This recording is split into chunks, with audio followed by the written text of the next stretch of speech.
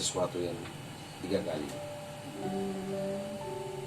Jadi kalau Palestina mah sebenarnya ya silakan aja gitu ya, mau dibagi dua kayak mau bagaimana, yang penting ada damai untuk Palestina gitu, seperti itu. Kalau misalnya mau bagi dua mau jadi apa? Ya bagi dua negara apa? Negara Palestina dan negara Israel. Iya gitu. Ya. Kalau menurut mereka mau kasih apa? Artinya mau kasih misalnya cuma hanya sedikit pun kayak Gaza dan West Bank itu dibikin, kita nggak setuju sebenarnya. Sebenarnya tidak setuju. Ya, tidak setuju. Jadi bagaimana sebenarnya? Apa yang mereka mau sebenarnya? Kalau mau ya apa yang terserah mereka menurut mereka yang terbaik untuk negara mereka sendiri, kita juga nggak setuju. Karena itu negara orang Palestina. Iya. Dan tanahnya. Iya. Sempat kemarin ada video viral. Ada satu wanita Palestina ditanya sama orangnya, Zionis yang tinggal di rumahnya. Ya, Justine, kamu mencuri rumah ini rumah saya. Coba jawabannya apa? Kalau saya tidak mencuri, saya tidak curi rumah ini, pasti ada orang lain mencuri.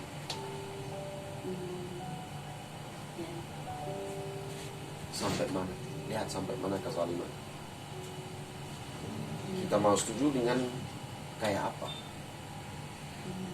Kalau ada setujuan untuk perdamaian, bukan kita yang mulai sebenarnya. Mereka datang sebagai tamu, ya silakan dulu di sana. Karena memang dari sejarah Palestina itu kan pusat trading, perdagangan. Pusat perdagangan. Ya, karena mereka datang ke sana sebagai tamu. Kabur dari Eropa, kabur dari mana? Iya. Ujung dunia. Jadi mereka yang punya Palestina. Iya. Jadi kalau misalkan memang tidak setuju dengan perdamaian yang dibuat oleh Amerika, oleh PBB, nah jadi seperti apa tuh solusinya? Itu akan perang terus. Akan terus aja gitu ya, sampai ada titik akhirnya begitu. Ya, kita sebenarnya setuju, bukan tidak setuju. Setuju apa mereka setuju atau tidak? Iya. Ini titiknya kan, seperti saya tadi bilang, ini bukan pertama kali ada perjanjian, bukan pertama kali. Sering diubah, sering diganti, sering tidak diikuti, dan PBB diam. Sampai kemarin Donald Trump udah setuju ibu kota pindah ke Yerusalem. Padahal itu tempat itu paling berharga untuk orang Palestina, atau bukan untuk hanya untuk orang Palestina, untuk seluruh umat Islam. Iya. Jadi memang mereka itu sebenarnya ingin mengusir lah ibaratnya begitu ya. Betul. Supaya tidak ada Palestina gitu. Jadi perjanjian apapun akan terus akan terus diingkari oleh mereka begitu ya, dilanggar gitu. Nah, terus pertanyaan selanjutnya ya. Ini kan kita banyak juga ya negara-negara yang mendukung Palestina ya, termasuk Indonesia. Nah, kalau menurut Abu Saif nih yang sekarang sudah hijrah ya ke Indonesia, bagaimana nih menurut Abu Saif orang Indonesia ini dalam menyikapi Palestina seperti apa? Sampai sekarang, Iya. saya tidak pernah ketemu satu orang Indonesia yang tidak mencintai Palestina. Walaupun apakah dia Muslim atau non Muslim, saya jujur ya. Gitu ya. Teman-teman saya non Muslim juga banyak. Kenapa? Kalau kita kan mau haji kan mau ke Makkah, harus ke Makkah. Tapi orang umat yang Kristen kalau juga mau haji harus ke Bethlehem. Makanya saya nggak pernah ketemu satu orang di Indonesia tidak cinta Palestina. Apa yang terjadi kemarin, kita lihat demo yang kemarin itu sebetulnya mungkin lebih banyak dari penduduk Palestina sendiri. Oh gitu. Makanya kecintaan Indonesia kepada Palestina itu luar biasa. Biasanya. Luar biasa. Karena apa tuh ya? Karena semangat uhuwah gitu ya, persaudaraan. Nomor Islam. 1 persaudaraan Islam. Nomor 2 kemanusiaan. Kemanusiaan. Itu kan saya bilang kalau kes Palestina itu bukan cuma agama, kemanusiaan juga. Iya. Tapi untuk mendukung negara Indonesia ke Palestina sangat sekali banget. Mulai dari Pak Jokowi sampai rakyat biasa. Semuanya mendukung. Cinta kepada Palestina luar biasa, Masya Allah. Saya nggak pernah ketemu seperti ini. Iya, alhamdulillah ya. Alhamdulillah. Terus apa sih harapannya untuk Palestina? Harapannya apa? Dan bagaimana seharusnya dunia internasional itu menyikapi Palestina itu harusnya seperti apa gitu? Menurut harapan orang Palestina sendiri. Harapan orang Palestina untuk apa? Maaf, ulang lagi. Ya, maksudnya ya harapannya itu inginnya apa gitu, orang Palestina itu ingin seperti apa harapannya gitu, dan bagaimana seharusnya dunia internasional itu menyikapi Palestina itu seharusnya seperti apa gitu. Selesai penjajahan. Selesaikan Selesaikan penjajahan. Ya, betul. Karena hanya satu negara yang di seluruh dunia yang masih penjajah adalah Palestina. Tidak ada yang negara lain. Itu yang kita inginkan. Jadi menginginkan kemerdekaan ya. Betul. Ya. Satu lagi ya. Silakan. Saya tuh melihat ya negara-negara di Timur Tengah ya, tidak hanya Palestina, yang kemarin kan Afghanistan tuh kan dulu dikuasai oleh Taliban ya, pemerintahan Islam Taliban.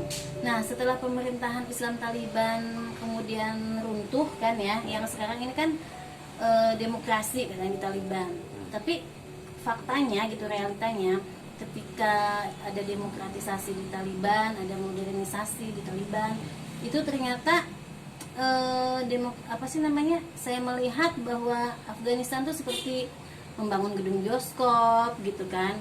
Terus mereka ngantri ingin nonton film Rambo, kata gitu, yang itu ya yang saya baca di media-media, mulai mencukur jenggot. Jadi seperti apa ya, seperti dulu mungkin ada di pemerintahan Islam, dan sekarang setelah berlaku demokrasi mungkin ya, sepertinya jadi sekuler begitu tuh gitu.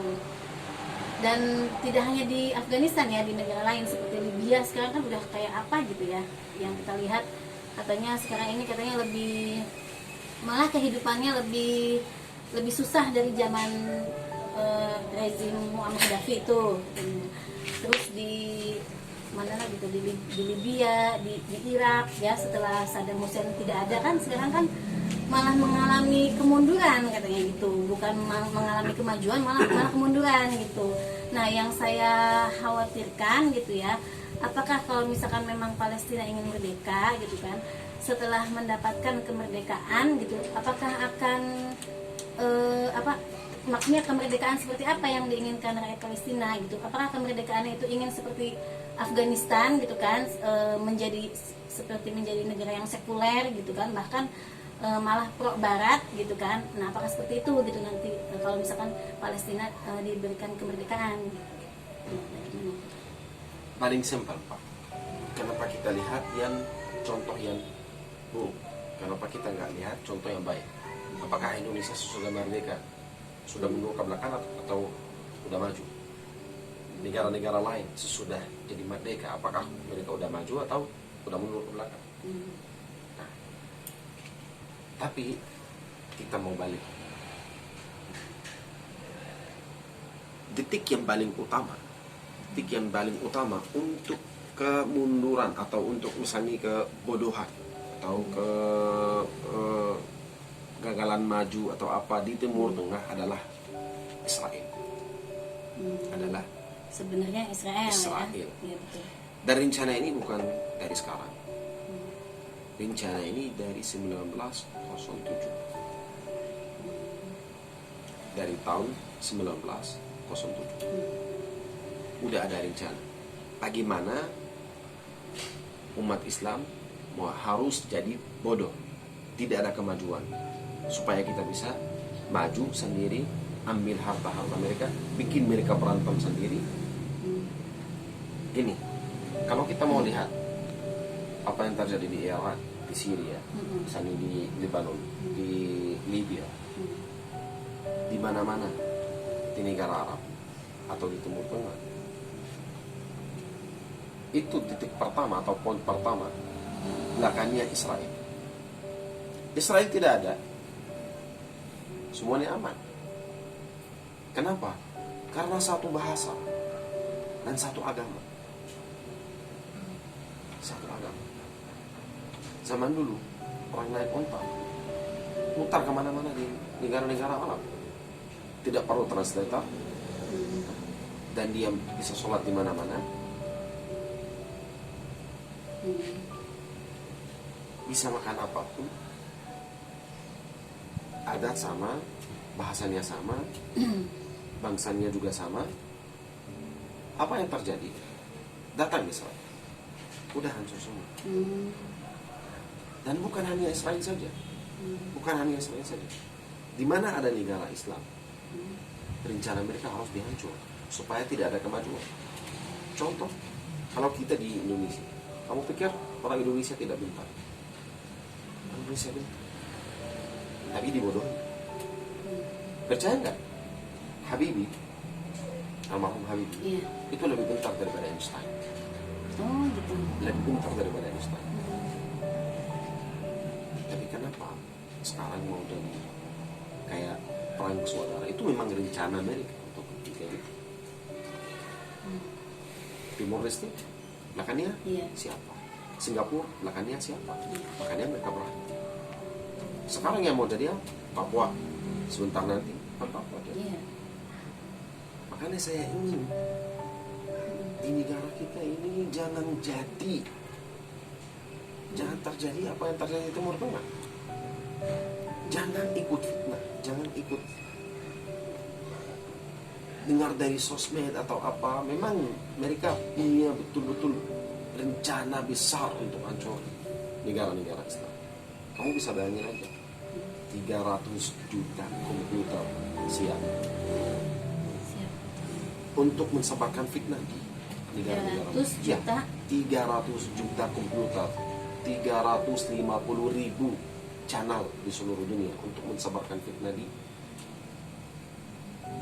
negara-negara muslim. Kenapa? Untuk ambil harta negara itu supaya mereka jadi top. Amerika apa Zionis? Amerika dan Zionis sama ya? Sama. Kalau gini, nggak ada Amerika, nggak ada Zionis. Tidak ada Zionis, nggak ada Amerika. Sama. Iya. Makanya apa yang terjadi sekarang kita lihat mereka kontrol semuanya supaya umat Islam jadi bodoh. Bukan cuma hanya umat Islam, walaupun negara lain, yang negara non Muslim juga. Kalau ada kemajuan, tidak ada ikatan kerjasama, pasti dihancurin. Seperti Korea Utara gitu. Pasti dihancurin. Mereka nggak mau ada orang di dunia ini lebih pintar daripada mereka. Nggak mau dan nggak suka. Makanya kita harus hati-hati. Harus kita hati-hati. Jangan ikut apa kata ya mereka, atau kita lihat di sosmed ini misalnya suku Jawa, Sunda, Papua apa segala. Kita nggak usah ikut. Nggak usah ikut. Ini Cina, orang apa? Orang Cina yang lagi tinggal di Indonesia itu bukan namanya orang Cina, itulah saudara. Ayolah kita bangun negara kita sama-sama. Orang Muslim, orang non-Muslim ini bukan, makanya dia lahir di Indonesia, nggak datang dari mana. Makanya jangan ikut fitnah yang mereka lagi disebarkan di sosmed, supaya kita nggak jadi kayak Timur Tengah, hancur. Ini kehancuran kita, kemanfaatan mereka. Kemiskinan kita, kekayaan mereka. Kebodohan kita, kebentaran mereka. Mereka bentar karena kita bodoh. Mereka kaya karena kita miskin. Kita yang bikin mereka miskin. Kita yang bikin mereka kaya. Itu duit kita sebenarnya. Mereka punya Jadi apa? mereka tuh memang ingin menjajah dunia Islam gitu ya. Betul. Seperti itu ya. Betul. Dan kita juga tidak tahu kekuatan kita kayak apa kalau kita jadi satu. Kalau kita jadi satu, umat Islam jadi satu, ya kekuatan kita kayak apa? Tapi umat Islamnya sendiri tuh kadang kan mereka terpecah-pecah kan gitu, dan banyak golongan-golongan, banyak Sunni, Syiah gitu kan. Nah merekanya sendiri pun nggak mau bersatu gitu tuh umat Islam juga. Kalau tidak mau bersatu itu ya. Kalau mereka tidak mau bersatu itu ya. Dan di belakangnya juga ada yang contoh. Pak, kalau kita tanya mereka apa yang beda antara Sunni dan Syiah, mereka tidak tahu. Apa antara suku ini dan suku ini tidak tahu. Apa misalnya antara misalnya suku Jawa sama suku Sunda, mereka tidak tahu. Yang penting pecah. Yang penting tidak jadi sama. Kalau kita mulai jadi satu, nah, mereka hancur saja, kita nggak usah perang. Begitu saja. Kalau umat Islamnya tidak mau bersatu, ya akan lemah gitu ya, akan terus-terusan dijajah gitu ya. Benar. Dan itu yang terjadi di Timur Tengah. Itu sebetulnya itu yang terjadi di Timur Tengah. Kalau tidak ada Israel, semua udah Sebenarnya aman gitu ya. Aman. Oh, Tidak jadi ada yang masalah. menyebabkan kekacauan Betul. di Timur Tengah sekarang ini karena kedatangan Israel itu ya. Dan umat Islam harus jadi satu. Saya ulang berkali-kali, umat Iya. Islam harus jadi satu. Jangan lihat suku, bangsa, apa, Iya. kita nggak usah khawatirin, buang aja. Lihat negara, karena pencinta negara itu juga dari agama. Ya, betul. Ya, mau ada yang bertanya enggak? Ibu Kayaknya Nomera. saya cukup sampai situ nanyanya ya. Paling Misah aja ntar nanya. apa? Misah aja ntar nanya. Oh, mau misah. Nanya ya. Tanya. Paling satu lagi ya pertanyaannya. Buat Tentang Banten, pengen tahu nih tanggapannya Abu Saif. Bagaimana nih tentang Banten sekarang? Tentang Banten sekarang. Tentang Kesultanan Banten kan dulu berjaya kan, Banten itu kan dulu jaya ya karena ada Kesultanan Banten, kemudian Kesultanan Banten itu kan dihapus gitu kan, dan sampai sekarang ya apa di Banten itu ya seperti itulah gitu tuh. Jadi apa harapannya gitu? Ini aja Kak. Kalau untuk Banten, mohon maaf, saya walaupun saya sering baca, tapi sorry banget aku masih nggak sampai. Ya nggak apa-apa ya. Nggak terlalu baca, makanya untuk jawab saya harus edukasi lagi, saya harus belajar lagi biar saya punya apa ya, ide sendiri atau opini sendiri. Tapi kalau mau tanya sekarang tentang Banten, aku sebenarnya aku nggak bisa jawab karena aku masih belum belajar. Belum belajar. Itu yang ya kekurangan saya. Walaupun saya suka baca, tapi aku masih sampai misalnya sampai Banten aku masih belum baca buku atau apa. Kalau Mbak bisa Iya kan, kasih kalau saya nasihat, saya misalkan- harus baca buku apa? Baju saya aja. Kan gini, kalau misalkan kayak apa ya di Aceh kan, di Aceh kan sekarang syariat Islam berlaku ya. Nah di Banten ini kan juga sebenarnya sama kayak Aceh gitu ya. Dulu adalah negeri kesultanan gitu kan. Dan Banten ini sebenarnya sudah secara SDM ya, makanya kan baru menjadi provinsi gitu tuh ya, gitu. Apa sih namanya? Ya ada harapan nggak gitu supaya Banten ini misalkan menjadi salah satu pusat kajian Islam dunia gitu. Ada harapan ke situ nggak? melihat Bukan yang cuma Banten yang sekarang. bukan cuma Banten, yang keharapan saya bukan cuma Banten, tapi seluruh negara Indonesia. Sebenarnya kalau ya tinggal satu negara aja, negara Indonesia kalau udah hancur, kalau Pakistan hancur. Oh gitu. Ya. Jadi harapan ke Ya, Indonesia harapan- itu betul-betul ini ya. Ya, betul. Karena memang Indonesia ini kan selain mayoritasnya Muslim ya, juga sangat kuat ya itunya apa? Beragama. Sumber daya manusia Sumber daya juga ya. sumber daya juga kuat. Makanya karena itu saya bilang kalau Indonesia jatuh, Islam jatuh. Jadi Timur Tengah juga sangat mengharapkan ya ke Indonesia ya. Harapkan sekali. Ya itu aja ya pertanyaan dari saya. Mudah-mudahan bermanfaat ya untuk teman-teman semuanya. Dan nanti kita akan berjumpa lagi dalam konten-konten yang lain di Wisata Banten Heritage. Terima kasih. Assalamualaikum warahmatullahi wabarakatuh.